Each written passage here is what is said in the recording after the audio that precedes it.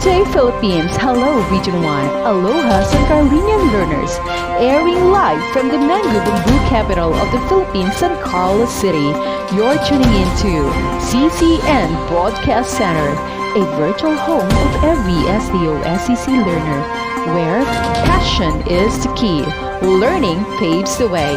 With our division mantra, developing creativity, maximizing versatility. This is your CCN Broadcast Center. CCN Broadcast Center, a virtual home of every SDO-SEC learner.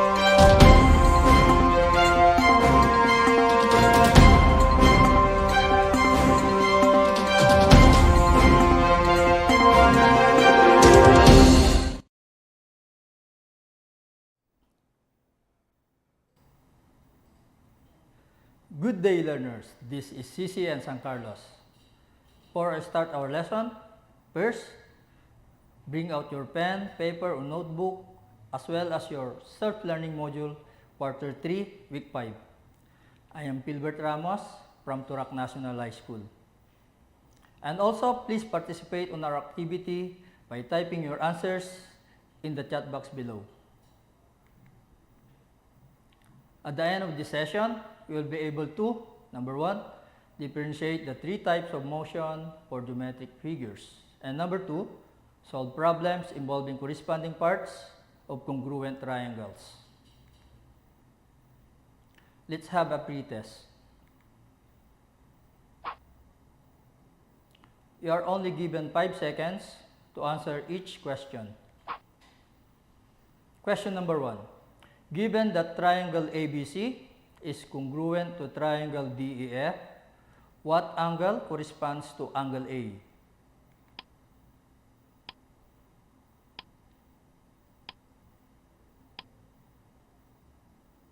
The correct answer is letter C. Very good. Question number 2. Given that triangle MPC is congruent to triangle STW, what segment corresponds to segment MC?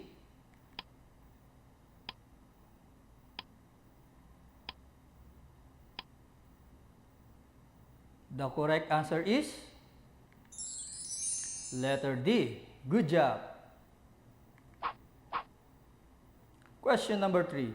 If triangle ABC is congruent to triangle XYZ, which of the following is not true?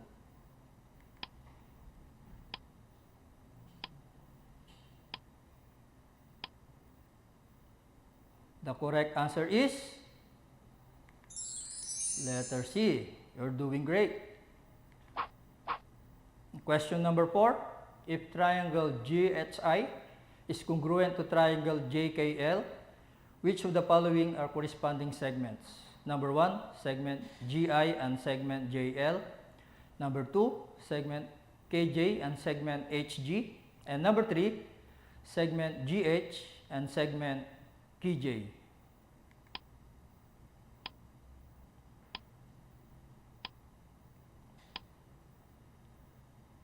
The correct answer is letter B.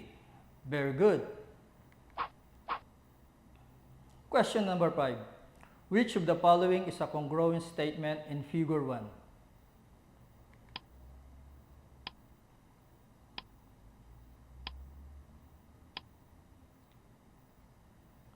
The correct answer is letter A.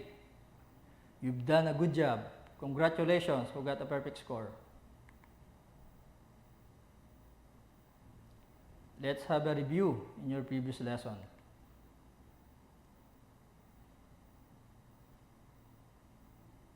Which pairs of figures are congruent by inspection?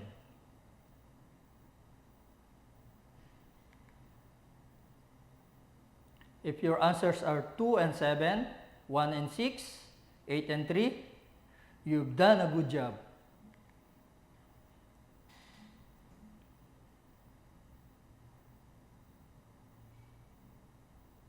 And there are 3 types of motion. Number 1 is by translation or slide. And number 2 is by reflection or flip. And number 3 is by rotation or turn. If we say by translation or slide, we are moving one triangle from one position to another without turning it. And when we say by reflection or flip, flipping a figure over a line. And when we say by rotation, turning the figure around a fixed point.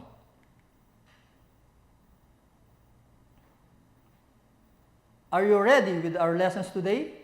I think you're ready.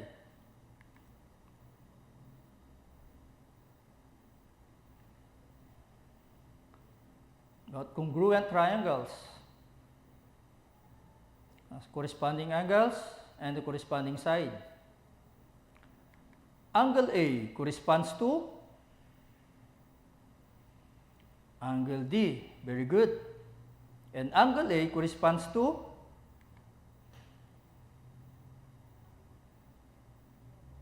angle O. Good job. And angle T corresponds to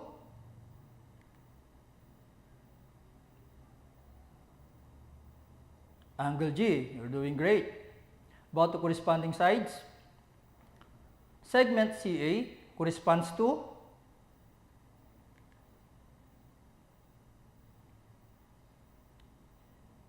segment DO. Very good. And segment AT corresponds to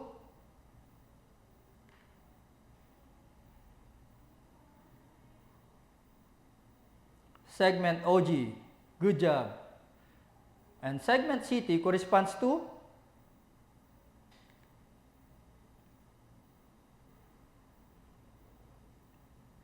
segment DG. You've done a good job.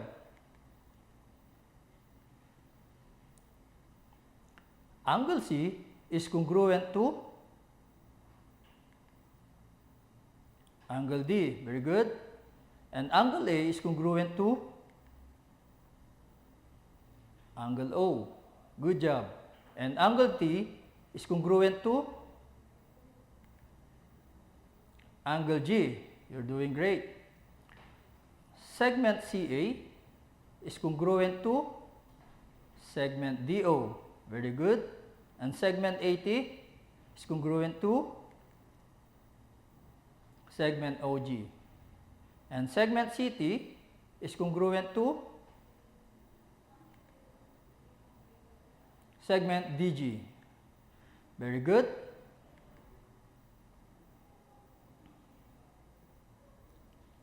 Our corresponding statement is triangle CAT is congruent to triangle DOG.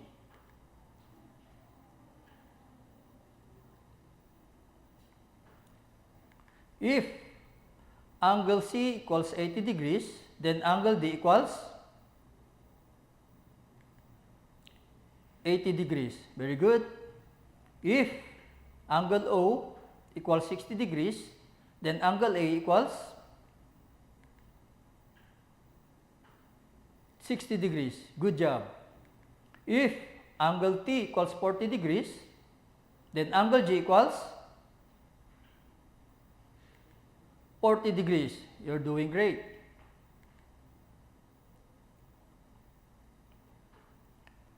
If CA equals 5 centimeter, then DO equals 5 centimeter. Very good. If segment OG equals 10 centimeter, then AT equals 10 centimeter. Doing great.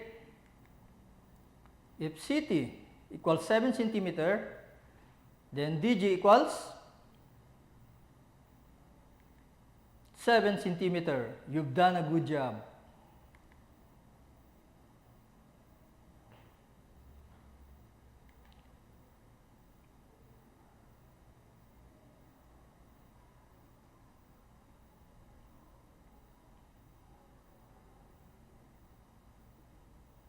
Okay, our corresponding statement is triangle PHI is congruent to triangle MOM, and we will solve for angle I. If angle P equals 50 degrees, then angle M equals 50 degrees. Very good. If angle O equals 70 degrees, then angle H equals 70 degrees. Good job. And we will find angle I and angle N. So we will apply the triangle sum theorem. The sum of the three interior angles of a triangle is always 180 degrees.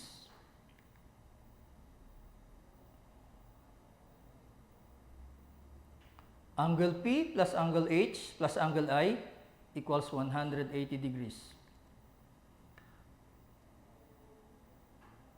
Angle P is 50 degrees plus angle H, which is 70 degrees, plus angle I equals 180 degrees. We will add 50 degrees plus 70 degrees equals 120 degrees, plus angle I equals 180 degrees. Angle I equals 180 degrees minus 120 degrees. So the measure of angle I equals 60 degrees. Very good. And the measure of angle N equals 60 degrees also, because angle I and angle N are congruent. If they are congruent, they are also equal.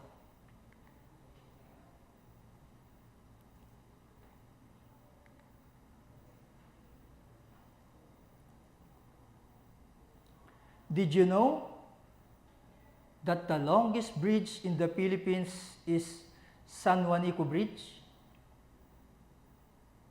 And one of the materials used was congruent triangular shaped metal or steel known as trusses. The purpose of it is to support its own weight.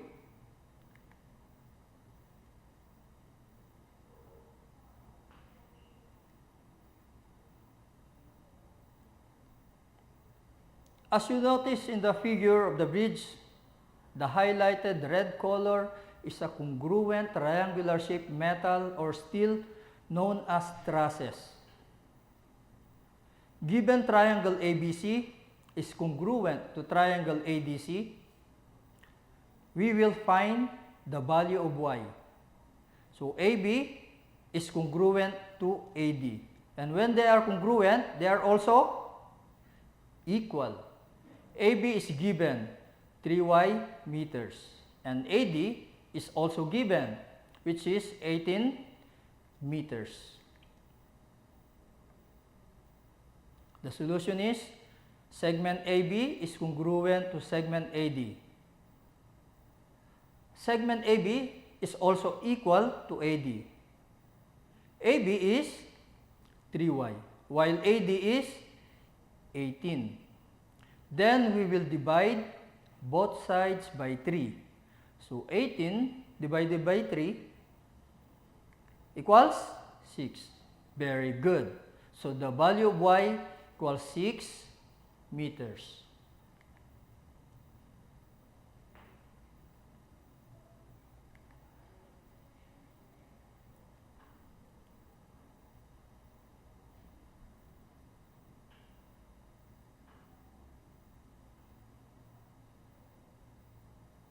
Triangle JOY is congruent to triangle FUL, and we will find the value of N and angle L. The solution is angle U is congruent to angle O. So when they are congruent, they are also equal. Angle U is given, it's 2n plus 10 degrees. Angle O equals 70 degrees. Then 2n equals 70 minus 10. 2n equals 60. Then we will divide both sides by 2. So 60 divided by 2 equals, very good, 30.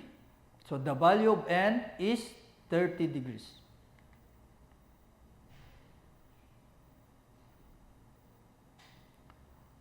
Then substitute the value of n equals 30 to binomial 2n plus 10 degrees.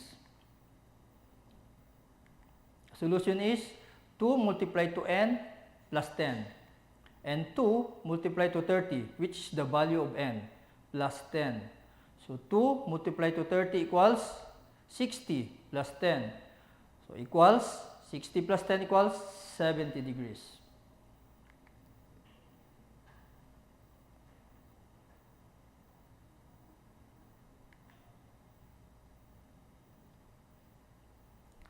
In order to find the angle L, we will apply the triangle sum theorem. And triangle sum theorem means the sum of the three interior angles of a triangle is always 180 degrees.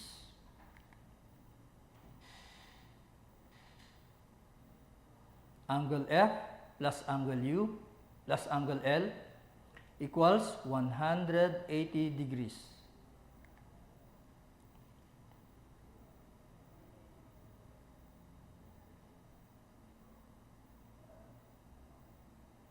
Angle F is 60 degrees. As you notice, angle F is not given. But, as you can see the given, triangle JOY is congruent to triangle FUL, then angle F is congruent to angle J, which is 60 degrees. Angle J is 60 degrees. Then angle F is also 60 degrees. Plus angle U, 70 degrees. Plus angle L equals 180 degrees. So 60 degrees plus 70 degrees equals 130 degrees plus angle L equals 180 degrees. Then angle L equals 180 degrees minus 130 degrees. So what is the value of angle L? Angle L equals 50 degrees. And angle Y is also 50 degrees because angle L is congruent to angle Y. And if they are congruent, they are also equal. Are you ready with your assessment? I believe you are very much ready.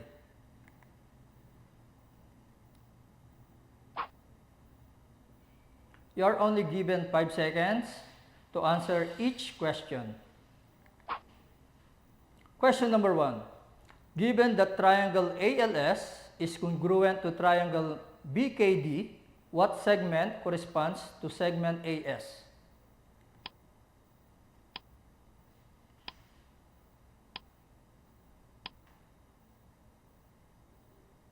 The correct answer is letter B. Very good. Question number 2. Given that triangle HIJ is congruent to triangle LMN, what angle corresponds to angle J?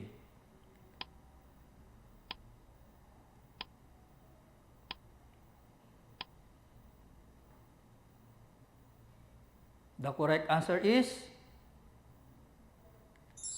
letter D. Good job. And question number 3. If triangle SIN is congruent to triangle COS, which of the following is not true?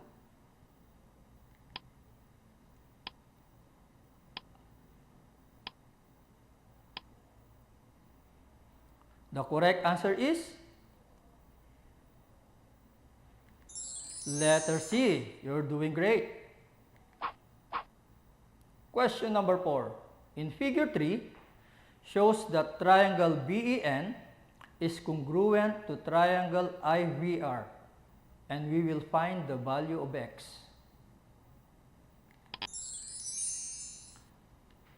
Correct answer is letter C. Very good.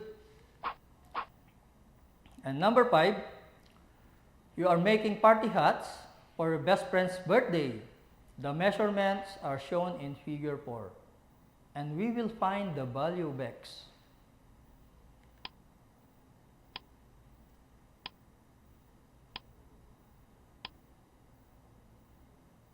The correct answer is letter C. Very good. Who got a perfect score? Congratulations.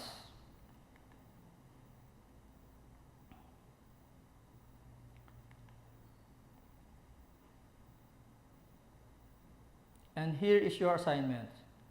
Direction, encircle the letter of the correct answer and write in a 1/2 sheet of paper.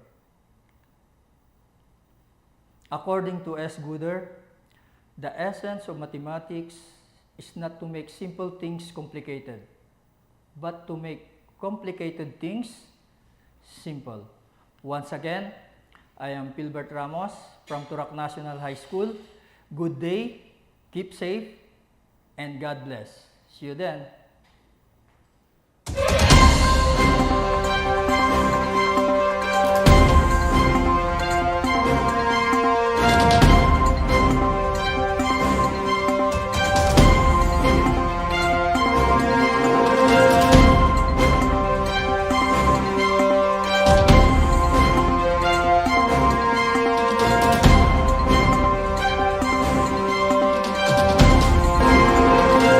Good day, Philippines. Hello, Region 1. Aloha, San Carlinian learners.